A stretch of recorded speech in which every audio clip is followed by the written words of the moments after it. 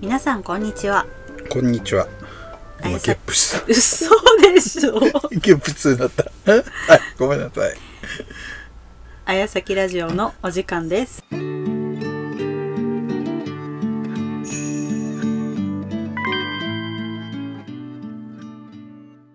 願いします。今耐えたけどちょっと耐えたの？耐えたけどみたいな。ってことで今日のおともちゃんはおっちゃーです。おっちゃーです。明日病院ですからね。通院日ですからね。本当はリンゴジュースにしようかなと思ったけどやめた。あれももういい加減飲まないとね。そろそろ飲みたいなと思って。ってことで俺の大好きなお茶いいのメーカー行ってビってビ茶ビビ茶ビ茶一番美味しいねビ茶が。もうビ茶派とねウーロン派とね麦茶派でね昔派閥があったね。めんどくさい、もうすぐ派閥するやん。俺はビ茶でウーロン派が多かったね。ああ、まあウーロン茶も美味しいけどね。美味しいけど俺だけビ茶一人だった。乾杯。まあ全世界の乾杯の言葉があるしね。もう忘れちゃった。じゃあそんなんあるの？日本は乾杯でしょ、乾杯とかさ。サルサ、あれサルサ、もうサルサ忘れちゃった今勝手にサルサ食いてからサルサって言ったかもしれない最近ずっと言ってな、サルサって。サルサ食いたい。チリ毒系にサルサを強めにやると俺好き。酸味美味しいよね。水分取ってくださいね。まあしばらくはねそのセミナーでいただいたやつをね使おうかなっていう。まあ、全部やるか分かんないけどさ、全部やろうと思ったらすんごい時間かかるから、残りが見えたら、なしになるかもしれないから、呼ばれない人も正直あるかもしれませんので、よろしくお願いします。サムネなんかあったね、こんな。なんだっけなんだっけなんかいろんなくだらん知識ばっかあるんだよね。くだらんくはないでしょ。くだらん雑というか残念知識と俺は呼んどるけど、じゃないけどね、どこで役立つねんみたいな。立つやろ別に。そまあの知識が知れるじゃん。まあ実際サバイバル知識を得たからっていつ使うのって言ってね、いつ遭難するのとか、遭難とかその地震とかあった場合ってさ、生き抜くためにはさ、そう人3日間水飲まなきゃ死ぬしね、食べないのはどうだろう。頑張れば1ヶ月は余裕じゃない。いやー無理だな。まあ何にせよね、本当サバイバルとかその震災とかね、そういうのは水、とにかく水、飲める水。じゃあ火っている？蒸留させるために。海水だってさ、その沸かして蒸留、要は水蒸気にさして天井つけてポタッてさして、そうすれば塩分が抜けるから蒸留さしてそれが飲める。そういう技術は。まああとはジャングとかだと泥水とかをろ過するために砂利とか炭とか入れてだとかね。あとは布とかをこうやってつけて毛酸化、ごめん舌が回ってない。毛酸、ごめん忘れたね。今電車撮ってて忘れちゃった要は布とかそういうのを吸い上げる原理があって、そうすると水分だけは吸って反対側にポタポタ落ちるっていう筆ガラスペンとかと同じ原理近いな。もう忘れちゃったわかりません。映像は頭に出てる、で今電車通ってって電車に言葉を持って帰ったまあいいや、やってこう、はい、これ言ったからね、そっちもうちょっとこっち来れる？暑いのよ、近づくと夜な暑いんじゃ当家は暑いのじゃ。いきますよ。ハラミさん。ハラミとハラミを食べちゃってお金がない世界が来ると噂で聞きましたが本当ですか？あれこれってなんか、あれこれ言わんかった俺。あれこれお金がない世界、前回も引かんかった？でもこれこれ読んだやつこれまとめてこっちやっとるから、戻した？いや戻した覚えないけど。いや戻しても確率当たるの？いやこれは前話した前回の通りですね。はい。ハラミちゃん以上ですあれハラミちゃん前も出たような気がする。ハラミちゃんはハラミ食べたかっただけかな気になる方は調べてください。どっかで言いまくってます。言いまくってなんかで言ったよね。作ったよね。なんだ同じような質問だっただけ？たまたま似てるだけ。ちょっとわからないですね。まあなくなる世界はあるよっていずれは。だから一番の価値はあるのはヒャッハーな世界やね。まあ前と同じことを言うと、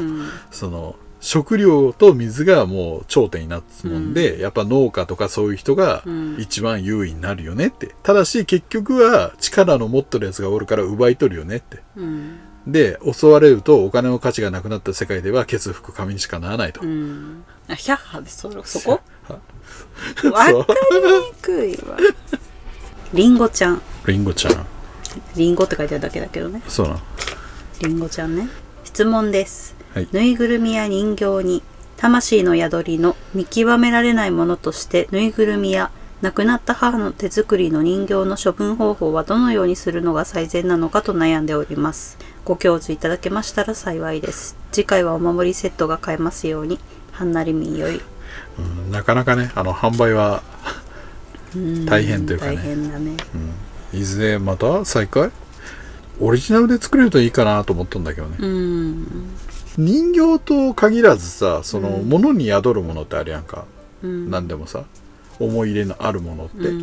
別に悪い作用がなければいいんだけど、あったらやっぱ処分した方がいいよね。じゃあどんな処分法があるの？まあお寺で供養してもらうだとかさ、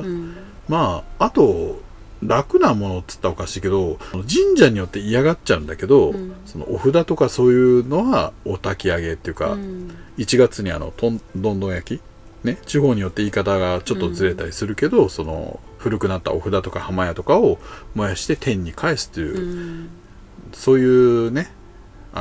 例大祭と呼んでいいのか、あれはお祭りと呼んでいいのかなんていうのか分からんけど、そういう行事があるんだけど、それでやってもらうといいんだけど、ぬいぐるみとかそういうものに対してはあんまりその神社様側はやらないことが多いかなっていう、その燃やすっていうこと。だからまあその受付をしているようなお寺とか神社にお願いしますって、あとはお布施ちょっとね、まあ神社は玉串だけど、渡して何とかしてもらうのかなっていうのが一番無難なのかな、思い入れのあるものをポッと捨ててやっぱさ、残っとる方も気持ちがね、へこむよねって。うちぬいぐるみちゃんがいっぱいいるからさ、どうしようかなって。宿ってはない。宿ってはないよ。宿ってはないけど、ただその宿っとるものが正しいとは限らない。微生霊ちゃんがたまたま入るってこともあるし、思いの念で入るってこともあるし、浮遊霊が取り付くっていうこともあるし、体が欲しいもんで。そっか。だからそれが入ったものが悪いかいいかによって放置でいいじゃないのかって思ったり、普通に捨ててもいいんじゃないのかなとかね。だから無難なものはそういうとこにお預けするというか、お願いするのが無難なのかなっていう。もしそのぬいぐるみでも何でもいいけど、魂が宿った場合、その魂はまあさっき言ったみたいに幽霊かもしれんし微生霊かもしれんしだけど、それを地位にこれを供養してくださいって言って渡したら、やれんことはないよ。どういう感じになるの？例えば幽霊だったら、それを浄化する？煉獄で燃やすだけやん俺。で審判の炎で世に行くのか消滅するのかじゃんね。そうでそれが微生霊とか精霊だった場合ってどうするの？いやそれだったら話しちゃう。微生霊ちゃんそこ言うと危ないよみたいな。で出た方がいいよみたいな。で出てかええよっつって、それでも出てかないなら放置かなって。それを処分するのはちょっともったいない。逆にだって微生霊イコール神様のかけら卵だよ。それ捨てちゃうってどうなんだろうって思っちゃう俺は。確かに。かえってその幸運のアイテムになるよねって、言い方は安っぽいかもしれんけどラッキーアイテムとかね、そういう扱いになるから見極めが大事かなっていう。持ってて気味が悪いんだったらちょっと考えた方がいいかなって。なんかこれ持っとうとちょっといい方向に回るわとかそういうのだったらもしかしたら微生霊ちゃうかもしれない。たまにあるよね、車で走っとってさ、なんか気になるなと思ってさ、マネキン見たらさ、ちいちいがさ、それあれ宿っとるよっつってなんかわかるみたいな本能があるんやって。みんな人間は、それが大小合うだけで、あいつは強いから惹かれる。でも普通の人はっていう変な違和感になる。なんか道歩いとってもっていう感じで、なんか気になるんだよね、なんか脱線するとね、俺昔そのとあるね神社ではないけど、なんだろうな、明確な名前を出すとそこに迷惑がかかるから言わないんだけど、覚えてるからあれなんだけど、そこで買った亀のぬいぐるみって亀のキーホルダーがあって、で背中にまあ水晶のかけらというかね、を加工したちっちゃいやつが1234567個ついとったんやて、で普通にキーホルダーで1個その当時いくらだったら580円とか、そういうのだって、それを持ってて、そしたらある時気づいたらそのなんかいいことが起きないって、些細なことやけど普通に事故しなかったとか、やっべえっていうような時だったり、あとうわ体だりーわーと思ったら次の日仕事ちょっと用事あるもんで休みにするでとかね、そういうなんか些細な幸せというかね、あとはもうなんだろうなお金がなかった時にスーパー行ったらなぜか半額シールが早い時間に貼られて結構損害したとかねでまああとはその友達が宝くじ買っとって、なんか何がいいとかどうだこうだ言ったもんで、俺が適当に言ったらそれ当たっちゃって、100万ぐらい当たって、でちょっとやるわっつって10万もらったとか、そのたんびに不思議なことにその水晶のかけらがなくなってくる。亀ちゃんの甲羅なんていうのかな、フェルトみたいな感じの甲羅にちょんちょんちょんちょんちょんって7個水晶がくっついてたって、何でくっついてたか知らない、ボンドかもしれないけど、なんかあるたんびに1個ずつなくなってくる。ちゃんとこれ売っとった場所も全部覚えてる。いつか行かんとかな、これを明確に言うと多分大惨事になるから、そこそんなこともあるんだがあったから、ワンチャンそこがその売ってるところが力場になってるのかな、なるほど。力場になるから力が宿る、力が宿るから美精霊ちゃんがそれにくっつく、さっきの言ったさ、取り付くじゃないけど、そうすると美精霊ちゃんが俺からなんとなく願った、今日霊は休みてえわ、じゃあ明日休みしようかみたいな、金ねえわ食いもんねえわどうしよう言ったら半額シールペタペタで、おマジかみたいなだからワンチャンそういうのもかもしれないっていう、すごいってな感じでいい、はい、次行く時間どんどんなくなっちゃうんで、もう一個次を、コリンさんいつも楽しみに YouTube インスタ見てます。何らかしらのご縁を感じる人と過去世とかを思い出す方法がありますか？教えていただきたいのですがよろしくお願いします。無理です無理です。基本的に無理なんだけど、覚えてるのって頭とか記憶じゃないんやで、魂が覚えてるだけなもんで、魂にアクセスできる術を持ってればできるかな。夢で見る可能性はある、それが俗に言うデジャブみたいなね、前世見とかさ、そういう感じでなんとなく見てたで、魂が覚えてるのをなんとなくにじみ出てきたのを映像として覚えてる、時代背景があれっていうのがあればもしかしたら、そうだからまあそのつながりの人とかはね、やっぱ運命のつながりっていうのは出会った瞬間の違和感が大きい、憧れとかそういうのじゃなくて、もうこの独特の感覚、なんかよく俺説明で言うんだけどさ、みんなわかんないって言うんだけどさ、真っ暗な部屋で、真っ暗なテレビで画面が暗いのにテレビがついてるって、あ、わかるみたいな真っ暗な世界なのに、夢の中で真っ暗な世界なのになぜか黒い人影がわかるみたいなそういう感覚、そういう違和感、なんだろう、でもわかるみたいな、そんな変な感覚が運命はある。言語化しろってのは結構難しいんだよね、この感覚。でも今思うと、その地位に出会った時の感覚と、もう全然知らない他人ってか、そのこれから知り合いになる人とかさ、出会った時のその心の動き方みたいなものってやっぱ違った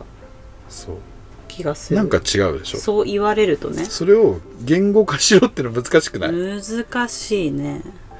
あとジェットコースターでヒュンってなるのあるやんか、なんか、うんあれ内臓が浮くからとか言うんだけど、あれを明確に言語化してみって言うと、浮遊感。浮遊感って何っていう感じになる。ふわなんかそんなよくわからん言語にならん、そんな感覚なんやて、運命の出会いっていうか。確かに。だからもう感じる経験しかね、言いようがない、これは。そうだね。だからまあ前世見とか基本的に普通の人はその自分の前の記憶をしろっていうのは難しいことかなりいい答えになってる、なってる。大丈夫、はい、じゃあラストでラストワン。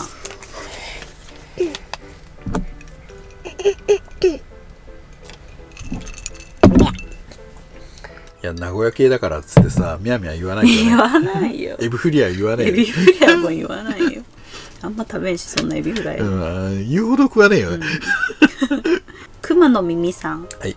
いつも YouTube 配信楽しみにしています。あやさん、さきさん、ありがとうございます。1、守護様とさらに仲良しになる方法がありましたらぜひ教えてください。さらに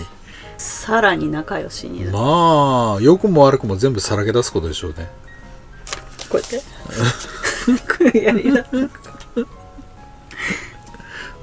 だから嘘偽りじゃなくてやっぱ本心から喋ってそれの積み重ねだよね、信頼ってのは。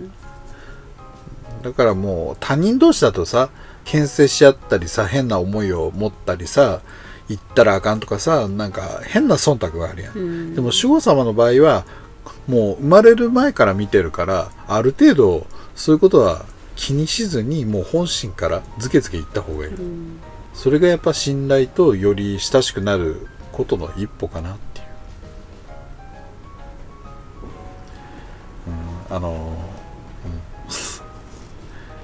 趣味思考は人それぞれなんで。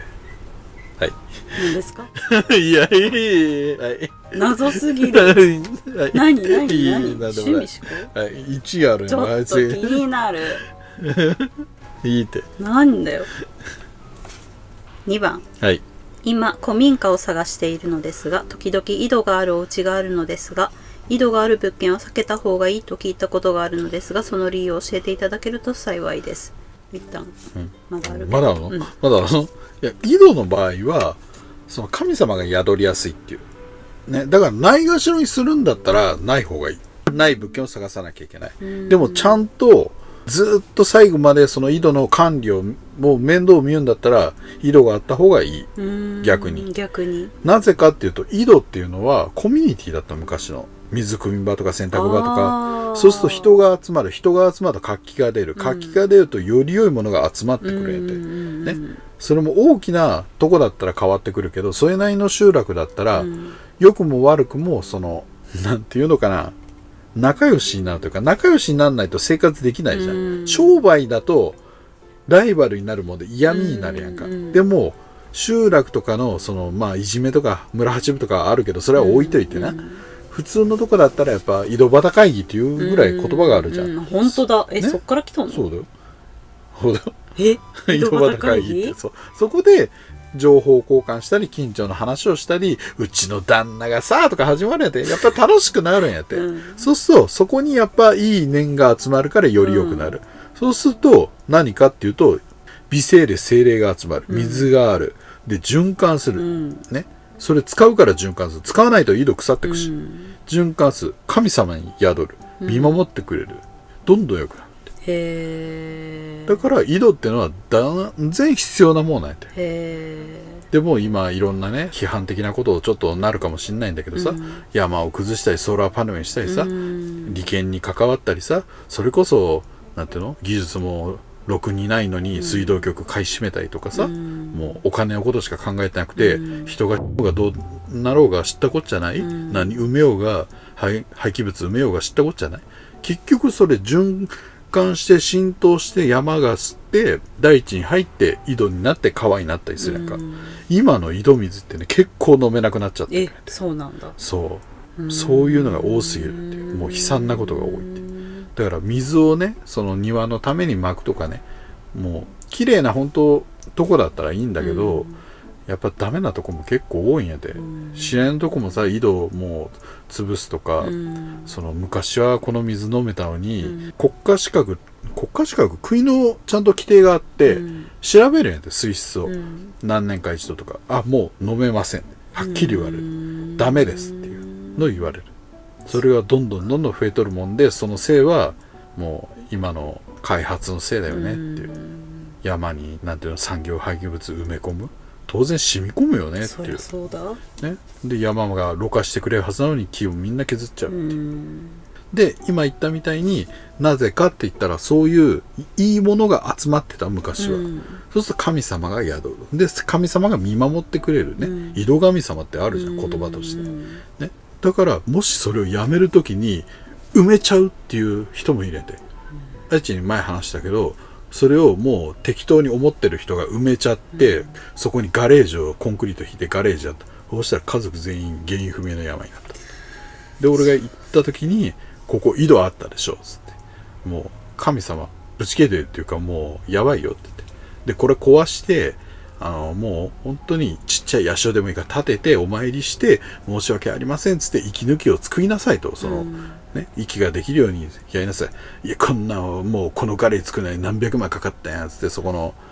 旦那さんがね言ったんやで。で旦那さんがお仕事で出張で1週間海外に行って、嫁さんがぶち壊した。いろんなところにやっぱお祓いを頼んだんやと、それでも良くならない、原因不明の病気になる、でもうどうにもなんないよ。ですがる思いでいろんな話をつてで俺のとこ来て、で見たらそれで、それでも断固として壊さないっつったから、なんか嫁さんがちょうど旦那が出張になった直後に、その次の日に書いた絵読んで、何百万かけたそのガレージぶっ壊して社建ててて、でまあ大喧嘩になったらしいわ、でもその後に2ヶ月ぐらいしたらもうみんなケ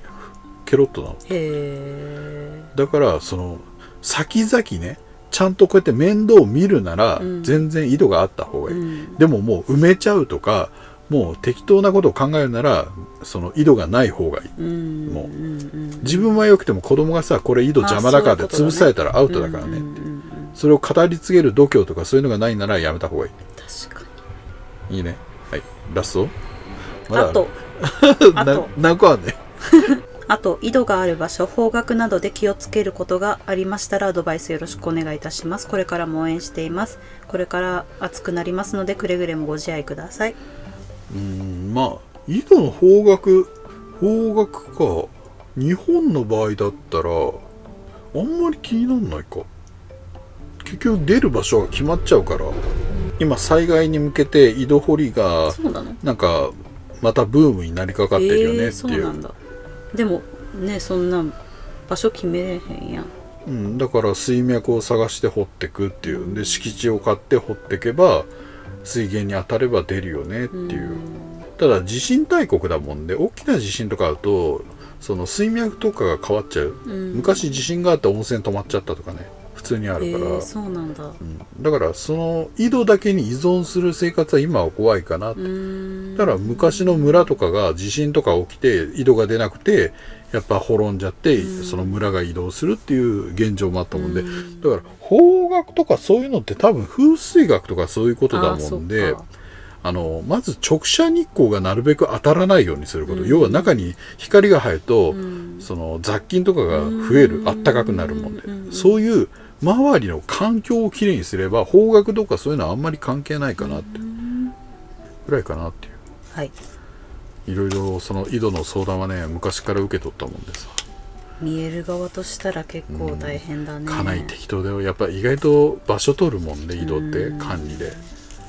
見えないとね。そう、もういいやと思っちゃうね。いいやと思ってやったらなぜかっていう。そう。だからそのさっき言ったさガレージを建てたとこ、あれ本当にどうしようかと思って、俺冗談抜きでよ、そのうちよって俺言ったからね、責任持たないからねって俺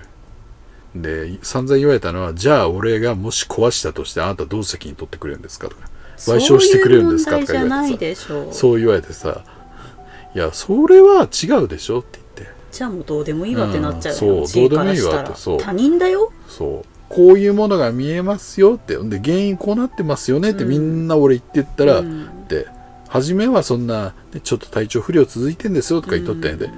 いや全員でしょって俺言ったらみんな黙りこくったからね、その時に。ほんでもう体力から考えたら子供とお年寄りが下手したらなくなるよ、でやっぱその旦那さんが一番元気なもんで、信じないんだよね。でもそういう人ほどね、神様はどう思っとるかねどう思っとるかっていう。まあそんなね井戸にまつわるお話と、まあうちらもね土地のこともあれなんで、ね、井戸はね良くも悪くもちゃんと何でもそうやけど管理をね、しっかりしないといかんと。普通に安くさ売っとったらさ、実はさ、墓場の跡地とかね、全然あるからね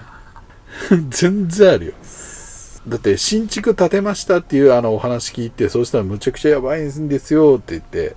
で隣お墓だからですかねとか言っとったんやで、そしたらそのお墓を小さくして土地を売ったっていう、お墓もっと大きく広かったんやで、でもお墓をちっちゃくしてその周りを潰して住宅で売ってったっていう。そうか。だから一応ね、その魂抜きとかさ、やってるだろうけど、実際そこに昔骨入ってたんだよって、その上に普通に家建ってんだよって。やばいな。でそのなんていうの、